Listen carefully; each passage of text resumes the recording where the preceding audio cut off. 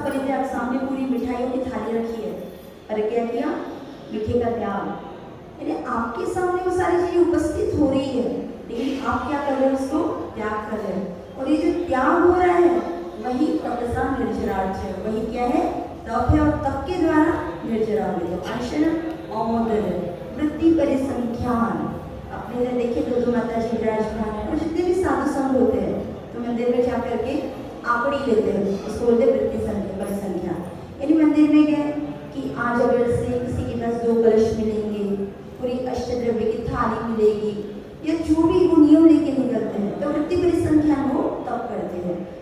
गंगा जी का उदाहरण सभी को पता है, बैल के सिंह पर गुड़ रहेगा तो हम वहाँ आग पे चल। कितने दिन हो गए? 7 दिन।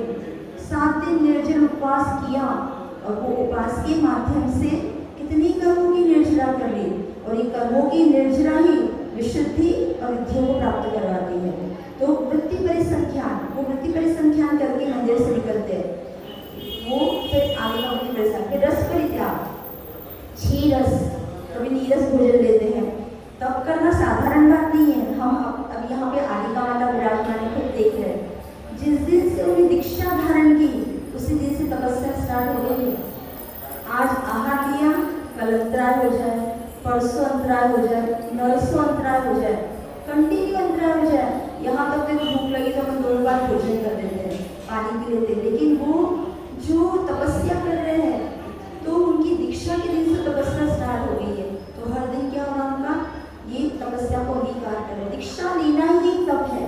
ऐसे ही मुनिराज का उदाहरण आता है। यहाँ पर शय्यासन कायक्लेश अब इस वक्त के बता रहे। धन्य कुमार मुनि का नाम सभी ने सुना होगा। तो क्या हुआ था, उन्होंने जब वो आहार के लिए तपस्या कर रहे थे जंगल में, तो एक चक्रवर्ती, ब्रह्मदत्त चक्रवर्ती था, वो उसको व्यसन लग गया था क्या करना, शिकार करना। हालांकि जैन ने शिकार नहीं, तो वो शिकार करने का उनको व्यसन लग गया।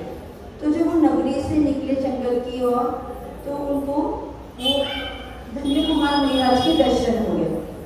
फिर वो बहुत भ्रमण किए किंतु एक भी शिकार उनको नहीं मिला।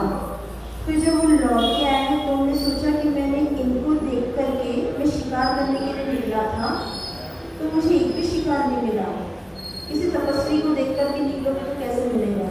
तो उसको बहुत गुस्सा आया, हाथ में बाण लिए, जितने तरकश में जो बाण रहते तरकश में लगे रहते, एक एक करके सारे बाण निकाल करके मुनिराज को मारा उन्होंने।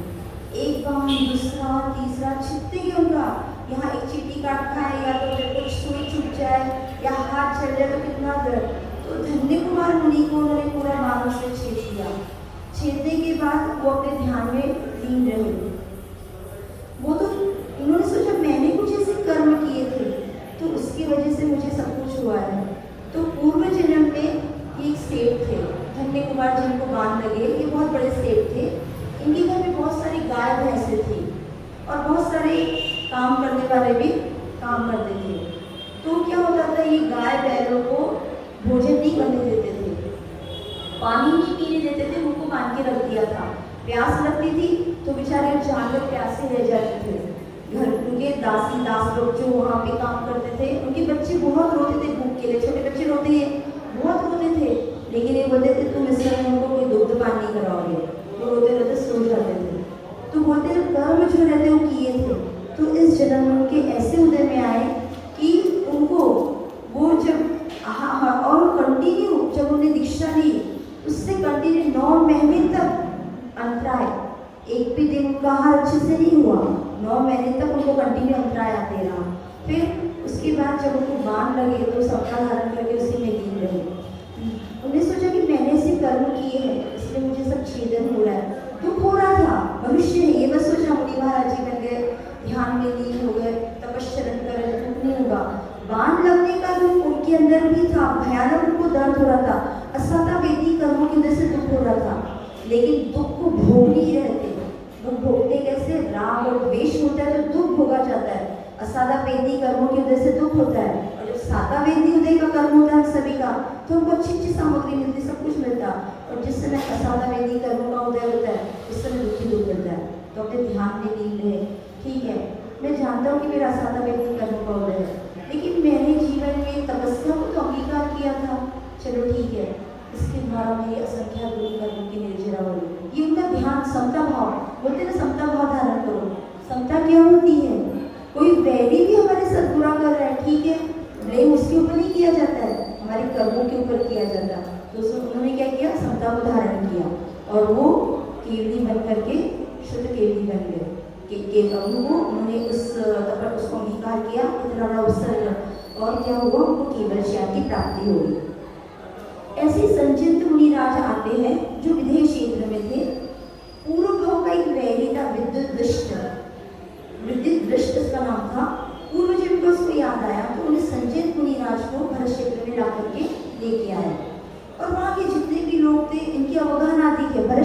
और ऐरावत क्षेत्र में रहने वाले लोगों की अवगाहना कम होती है। और विदेश क्षेत्र में हमेशा चतुर्थ काल रहता है, आप सभी ने पढ़ा है। और यहाँ पे भी पंचमी काल परिवर्तन है, किंतु विदेश क्षेत्र में काल का परिवर्तन होता है, हमेशा चतुर्थ काल रहता है और तीर्थंकर विद्यमान रहते।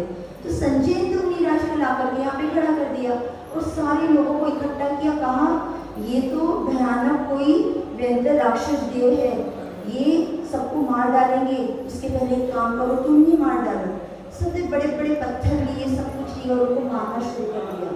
किसी ने रस्सी से मारा, पत्थरों से मारा। संजय मुनिराज ने भी सोचा कि मेरे कर्मों का उदय है, ये नहीं सोचा कि मुझे मारेगा, गुस्सा करो मुझे। और उन्होंने भी उसी समय केवल ज्ञान को प्राप्त किया और वो भी केवली बन गए। तो तपस्रण के माध्यम से ही कर्मों की निर्जरा होती है। तो अनुष्ठान, औमोदर्य, वृत्ति, परिश्रम, ज्ञान, रस परित्याग, विविक्त शय्यासन, एक आसन में सोना, विविक्त शय्यासन, एक आसन में बैठना। आपने मुनिराज को देखा, हाथ में मच्छी लेती है, परिमार्जन कर दे, रात में निद्रा भी खुल रही है, करवट बदलना है, तो मेरे द्वारा जीवों की अवहेलना या तो फिर उनका घात ना हो, तो पीछे से वो परिमार्जन करते हैं। विविक्त शय्यासन। फिर लास्ट वाला क्या है? काय क्लेश। विविक्त शय्यासन, काय क्लेश, शरीर को कष्ट देना। अब कैसे कष्ट दे रहे? आज माता जी का निर्जल उपवास हो गया, गर्मी कितनी है, प्यास लग रही होगी पक्का। काय क्लेश, शरीर बैठे ध्यान में, आपकी मच्छर काट रहे, चींटियां काट रही, कितने भी उत्सर्ग, डांस सब कुछ हो रहे, लेकिन ठीक है, मैंने जिस मार्ग को अंगीकार किया है, मेरा काम सबका धारण करना है। मान रहा हूँ कि मुझे दर्द है, सब कुछ हो रहा है, लेकिन मेरा कार्य क्या है? इस सबको सहन करना। और इसलिए तो मैंने तपस्या को अंगीकार किया है। ये मैं अनादिकाल से भ्रमण करने के बाद ही मनुष्य को मिला है। मेरे ऊपर उत्सर्ग हो रहे, मुझे दर्द भी हो रहा है, पीड़ा भी हो रही है, लेकिन क्या किया? तपस्या। वो उसको क्या करते? सहन करते। फिर प्रायश्चित, विनय, वैयावृत्त, स्वाध्याय, ध्यान, सरम। प्रायश्चित विनय, ये बाह्य तप है, ये अंतरंग तप है, ये बाह्य तप। बाह्य तप दिखते है, आज मैंने उपवास किया, हाँ आपको दिख रहा है, आज माता जी ने कम भोजन लिया, दिख रहा है, किंतु अंतरंग तप दिखाई नहीं देते। प्रायश्चित, कोई गलती हो जाए तो उसका क्या करते हैं हम लोग? प्रायश्चित। तो ये भी कर्म निर्जरा का साधन है। कभी हमसे किसी जीव की विराधना होगी और विराधना होने के बाद हम गुरु महाराज के पास गए कि मुझसे ये गलती हुई, प्रायश्चित किया। प्रायश्चित देने के बाद जब कर्म सत्ता में पड़े थे वो निर्जीव हो गए और उससे क्या हुआ? हमारे कर्मों की निर्जरा। प्रायश्चित, विनय करना। तो किसकी विनय करना? देव, शास्त्र और गुरु। अब देवों की विनय कैसे होगी, भगवान की विनय कैसे करते हैं, तो बता सकता है? इसमें द्वारा की विनय करना, और विनय करने से ही कर्मों की निर्जरा होती है। तो विनय कैसे करोगे भगवान की? भगवान का अभिषेक, भगवान की पूजन करना, बड़े बड़े विधानों का आयोजन करना, ये सब क्या हुई? विनय। और विनय के माध्यम से कर्मों की निर्जरा होगी। जब कोई मुसीबत आती है तो सबसे पहले महाराज जी ऐसा हो रहा, माता जी ऐसा हो रहा, तो कहते कि जाइए भगवान की भक्ति करिए, भगवान की पूजा करिए, ऐसा करिए। तो सबसे पहले हम कहाँ जाते? भगवान के पास। भगवान के पास जाने के बाद जो कर्म सत्ता में पड़े थे वो निर्जीव हो जाते हैं, और निर्जीव होने के बाद तपों की क्या होती है? निर्जरा होती है। तो क्या हुआ? ये भगवान की विनय। प्रायश्चित, विनय, वैयावृत्ति। वैयावृत्ति किसकी की जाती है? सिर्फ माता जी महाराज जी की। और वैयावृत्ति के अंदर में बहुत सारी चीजें आती है। तो पहले तो गुरु की सेवा करने से भी, अगर से आप उनकी सेवा करोगे तो क्या होगा? वो भी कर्म निर्जरा का साधन है। वैयावृत्ति, विनय, स्वाध्याय, विस्तर। फिर स्वाध्याय, जिनवाणी का जब श्रवण करते तो पूरा मन उसमें लग जाता है। सभी का ध्यान यहाँ लगा है। तो शुभ पुण्य से, अशुभ पाप से पूरी तरह जिनेन्द्र भगवान की वाणी का हम आपको बता रहे थे, आपका मन यहाँ लगा है। और जो व्रति और महाव्रति, पंचपूर्ण स्थान व्रति होती है और महाव्रत को अंगीकार करने के बाद उस समय कर्मों की निर्जरा प्रारंभ होती है। तो उठते, बैठते, सोते समय, खाते समय, पीते समय, चलते समय व्रतों को अंगीकार करने के बाद कर्मों की निर्जरा प्रारंभ होती है। उसके पहले नहीं है। तो उसके पहले आप लोगों की निर्जरा कब हुई? जब आप स्वाध्याय में लीन हो जाते हैं, आप जब भगवान की भक्ति करते हैं, गुरुओं को आहार देते हैं, तो ये कुछ टाइम है जिस तरह की कर्मों की निर्जरा होती है। लेकिन सतत कर्मों की निर्जरा जब आप व्रतों को अंगीकार करोगे, पहली प्रतिमा से कर्मों की निर्जरा प्रारंभ हो जाती है। फिर उसके बाद आता है विसर्ग तप करना। तो एक स्थान पर ध्यान, खड़े होकर के ध्यान करना है।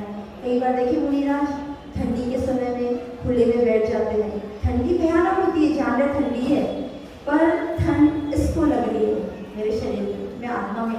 अच्छे से ध्यान से जी हमेशा बताते हैं कि आचार्य ठंडी के समय भी बिल्कुल ऐसे बैठे रहते हैं ध्यान में, और सारे मुनिराज जैसे एकदम ठंडी लगती है तो हाथ में ऐसे हो जाते हैं, कपड़े तो वस्त्र पहनना नहीं है तो इस तरह बैठे रहते थे। तो महर्षि ने पूछा आचार्य से कि आचार्य आपको ठंडी लगती? सारे मुनिराज तो बिल्कुल ऐसे बैठते और ऐसे करने लगते, कपकपानी भी होती है, बहुत ज़्यादा ठंडी पड़ी ना कपकपाहट होती है। तो आचार्य ने कहा ठंड तो है पर हमारा ध्यान उस तरफ नहीं है। अगर से ध्यान उस तरफ जा रहा है तो लगेगा अभी गर्मी है पंखे चालू करके बैठे हैं, लेकिन उन मुनिराज को देखो, उन माता जी को देखो जो गर्मी को भी सहन करे, जो निसर्ग कर। फिर आखिरी इन सबका फल क्या है? ध्यान। सबसे अंतिम में ध्यान, और जो मोक्ष देने वाला है 12 तपों में से आपने 11 तपों का अंगीकार कर लिया, लेकिन आखिरी वाला तप क्या है? ध्यान। और सबसे ज्यादा कर्मों की निर्जरा होती है ध्यान के द्वारा। इसलिए ये 12 तपों को जो भी अंगीकार करेगा उसकी क्या होंगे? कर्मों की निर्जरा प्रारंभ हो जाएगी। तो इस तरह अपने जीवन में इन तपों को अपने को अंगीकार करना है। ऐसे कितने सारे साधुओं के उदाहरण आते हैं। एक और उदाहरण सुना करके अभी एक भी करना है लोगों को, तो 2 उदाहरण सुना करके करते हैं। तो आगम में एक ऐसी कथा आती है, आज ही हमने ध्यान संग्रह के प्रवचन सुने थे, तो उसमें ये कथा थी कि मुनिराज थे, तो वो नगरी में आए, और नगरी में आने के बाद वो रोज आहार ही लेते थे, कभी कभी आहार के लिए निकलते थे। तो वहाँ पे एक गौतम ब्राह्मण था, गौतम नाम का ब्राह्मण। वो दिखने में इतना कुरूप था कि लोग उसको धुतकारते थे, यहाँ से निकल जा। मतलब कर्मों के देते, शुभ नाम कर्म का उदय, सब आपको प्रिय लगेगी, सब लोग आपको चाहेंगे। सुस्वर नाम कर्म का उदय है तो आपकी आवाज़ बहुत अच्छी नहीं है। ये कर्मों के उदय हमने बांधे हैं और ये फल हमको अभी देते हैं। तो उसका शरीर इतना विकृत था कि बोलते हैं नरकों में जो नारकी होते हैं उनको कभी देखा नहीं है, पर उस गौतम ब्राह्मण को देखने के बाद लगता कि हाँ नरकों में ऐसे पुरुष रहते जो इतने कुरूप दिखते हैं। तो देखने में बहुत कुरूप था, काला था एकदम से, जहाँ जाते थे उसको धुतकारते थे। तो एक बार मुनिराज नगरी में आए, तो उनके पीछे थोड़ी भीड़ चल रही थी, तो इससे सोचा चलो मैं भी चला जाता हूँ। तो महाराज जी के आहार किसी के घर में हुए और सब लोगों ने, वहाँ के लोगों ने उनको आहार दिया। आहार देने के बाद वो भी साथ में था। महाराज जी के आहार के बाद कोई साथ में रहता है, और वो भिखारी था, कोई दुष्ट नहीं था, वो भिखारी था। तो मुनिराज के साथ वो भी आ गए, तो लोगों ने सोचा शायद पता नहीं महाराज जी के साथ चला, आओ भैया तुम भी बैठो भोजन करो। उसको भोजन करवाया। अपने उसने जीवन में कभी इतना अच्छा भोजन नहीं किया था, क्योंकि हर कोई इसको क्या करता था? धुतकारता था। तो उसने सोचा इतना अच्छा भोजन मिला, चलो मैं तो ये मुनिराज के साथ रहता हूँ। महाराज जी का आहार हुआ, साथ में वो भी आया। फिर महाराज जी अपने ध्यान में लीन रहे, और सारे लोग जो थे वो जो था वो अपने कार्य में निकल गया आगे करने के लिए, जो करता दिन भर। फिर सोचा चलो दूसरे दिन भी मुझे भोजन मिलेगा, मैं महाराज जी के साथ जाता हूँ। तो महाराज जी तो आहार को नहीं निकले, क्योंकि महाराज जी हर दिन आहार को नहीं निकलते थे। तो फिर उसने सोचा चलो जाओ मैं जाता हूँ, मेरे को जहाँ मिलेगा मैं वहाँ के खा लूँगा। फिर जब महाराज जी 3-4 दिन बाद फिर निकले तो वो भी पीछे हो लिया। फिर उसने भोजन किया, तो उसको भोजन करने से जो तृप्ति नहीं मिली, लोगों ने उसको जो सम्मान दिया, उसने वो सोचा कि जीवन में मुझे ऐसा सम्मान कभी नहीं मिला कि आओ भोजन कर लो, और क्या दो, ये खा लो ये खा लो, हर कोई मुझे धुतकारता है, क्यों ना मैं भी ऐसा ही बन जाऊँ। अब इसको कोई भान नहीं कि मुनिराज क्या है, कितने घर भोजन लेते हैं, कहाँ क्या करते हैं, तपस्या करते हैं, कुछ भी नहीं पता, लेकिन मुझे भोजन से ज़्यादा मुझे सम्मान अच्छा लगा, लोग मुझे इतने पूछते। तो वो गया महाराज जी के पास और बोला महाराज जी मैं भी दीक्षा लेना चाहता हूँ। तो महाराज जी ने उनकी तरफ ऐसा देखा और देख करके सोचा ये भिखारी है और इसके मन में ऐसे विचार आ रहे। तो बोले अच्छा क्यों लेना चाहते दीक्षा? मैं आप जैसा बनूंगा। क्या करोगे? मैं भी ऐसी अवस्था को धारण करके आपके पास जो ये है इसको धारण करूँगा। तो फिर महाराज जी ने सोचा कि चलो दिव्य ज्ञानी मिले रास्ते कि देख करके चेहरा देख करके बता देते। उन्हें अपने ज्ञान से जान लिया कि ये भव्य जीव है और कुछ ही समय में ये मोक्ष जाने वाला है। देखो पहले मुनिराज को अवधि ज्ञान होता था, जान लेते थे मन की बातें भी और आपका चेहरा देख करके भी। तो उन्होंने सोचा इसकी गति अच्छी है तो क्यों ना मैं इसको दीक्षा दे दूँ। तो उनको बताया कि देखो ऐसे आपको पालन करना है, आपको एक ही बार भोजन लेना है, एक ही बार भोजन लेना है। उसको लगा 4-5 बार भोजन लेते होंगे महाराज जी, तो उसने मुझे थोड़ा सोचा एक बार भोजन, चलो ठीक है मैं कर लूँगा महाराज जी, मैं कर लूँगा। तो उनको बाल भी हाथों से उखाड़ने होंगे, फिर सोचा उसने मैं कर लूँगा, वो भी कर लूँगा। मतलब उसको तो कुछ नहीं था, वो इस धर्म पहली बार आया। ठीक है महाराज जी आप जो करोगे सब मैं कर दूंगा। अब महाराज जी आहार के लिए निकले, ये भी आहार में निकला। ऐसे करते करते धीरे धीरे वो करने लगा। करने के बाद उसने क्या होता है, जब मुनिराज दीक्षा देते हैं तो शिष्य को 12 साल कम से कम अपने पास रखते हैं, क्योंकि अभी उसके पास ज्ञान जीरो था, कुछ भी नहीं था कि 12 साल हमारे साथ रहो और तुमको हम कुछ पढ़ाएंगे, जो जिम्मानी मुनि का भगवान का उपदेश वो तुम ग्रहण करना। तो उन्होंने ग्रहण किया। फिर उसके बाद तो क्या हुआ, वो उसने सब समझ लिया और धीरे धीरे वो समझने लगा। और समझने के बाद उसको सम्यक दर्शन की प्राप्ति हुई। बहुत दुर्लभ है सम्यक दर्शन। ये नहीं कि भाई ऐसे करने से सम्यक दर्शन होगा। सम्यक दर्शन ये अपन नहीं जान सकते कि हम सम्यक दृष्टि है या नहीं। ये तो गौरी भगवान की अगोचर है। उसको सम्यक दर्शन की प्राप्ति हुई। धीरे धीरे वो भी ध्यान मग्न होने लगा। और वो जो स्वाद था, जो भगवंतों ने चिन्माड़ी में बताया कि हाँ मुनिराज को बनने के बाद आता, उसको उस अवस्था तक वो पहुंच गया। पहले गुणस्थान से सीधे 7वें गुणस्थान में प्रमत्त वीर अप्रमत्त वीर, कहाँ मिथ्यात्व के साथ था और कहाँ 7वां गुणस्थान। तो उसका कल्याण हो गया। कैसा सानिध्य मिला, कहाँ तो भिखारी बताओ गौतम ब्राह्मण जो था और कहाँ जाकर के बन गया। दोनों मुनिराज ने बहुत तपस्या किया और तपस्या करने के बाद वो ग्रैवेक 16 स्वर्ग के ऊपर होते, पता है महातपस्वी मुनिराज ही 9 ग्रैवेक में जाते हैं। 16 स्वर्ग तक तो हम भी जा सकते हैं, 3 इंच भी जा सकते हैं स्वर्ग तक, लेकिन ग्रैवेक जाने के लिए क्या लगता है, तपस्या, वो भी महान तपस्या।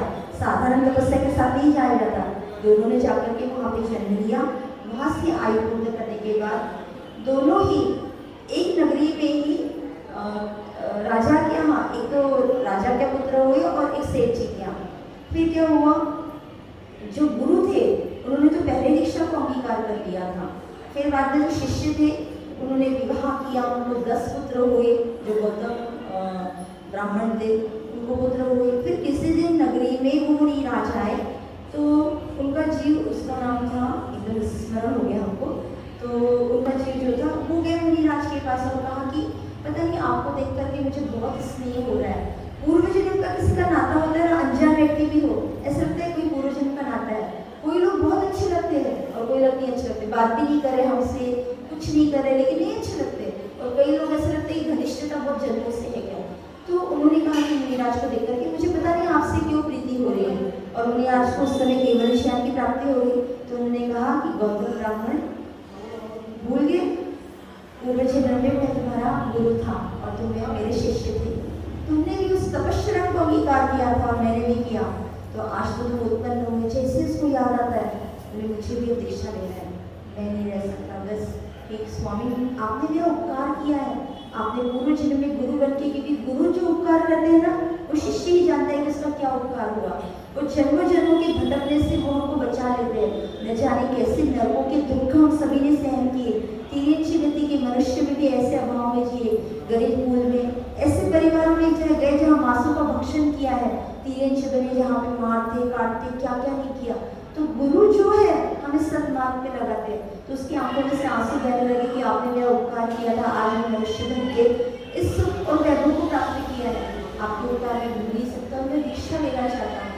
तो उन्होंने भी उसी भाव में दीक्षा को धारण किया। और उनके पुत्र वसुदेव थे और जो उनके गुरु थे वो ग्वालियर से, नाम नहीं आ रहा, वो मोक्ष गए थे। तो इस तरह तपस्या के माध्यम से रिद्धि सिद्धि प्राप्त होती है। उनको छूने वाली हलवा भी हमारे रोगों को दूर कर देती है। अगर से सांप भी काट खा रहा है, भयानक शरीर में कुष्ठ रोग हो जाए, ये तपस्या के माध्यम से ही वो सब ठीक होते हैं। तो ये जैन धर्म में उत्पन्न हुए ऐसे मुनिराज, तपस्वी साधु, और हम लोग भी पुण्यात्मा है जो ऐसे गुरुओं का सानिध्य हमको मिलता है। धन्य है इस पद को, आर्य का पद को धारण किए मुनिराज और माता जी वगैरह, जिसमें बोलते स्त्री का सहन बहुत कमजोर होता है। पर आज आर्यिकाओं को देख करके लगता है कि मतलब नाजुक होती है, लेकिन आज वो एक बार भोजन करे, एक बार पानी पी ले, कल पता नहीं क्या होगा, कैसे भोजन होगा कि नहीं होगा, गर्मी का समय है। तो इस तरह उन्होंने अपने तप को अंगीकार किया। और ऐसी बहुत सारी कथाएं निकलती है। सुकुमार स्वामी, फिर 5 पांडवों की भी देख लीजिए, 500 मुनियों को घानी में पेला और उन्होंने सबको अंगीकार करके समता को धारण किया। हमारे जीवन में ये नहीं कि मुनिराज सब कुछ करे, तपस्या को अंगीकार करे, हमें भी अंगीकार करना है, हमें उपवास जप करके अपना आत्मकल्याण करना है। तो इस तरह आज उत्तम तप धर्म के बारे में हमने जाना। तो जय बोलो उत्तम तप धर्म की जय। ओम ह्रीं उत्तम तपो धर्मांगाय नमः। ओम ह्रीं उत्तम तपो धर्मांगाय नमः। ओम ह्रीं उत्तम तपो धर्मांगाय नमः।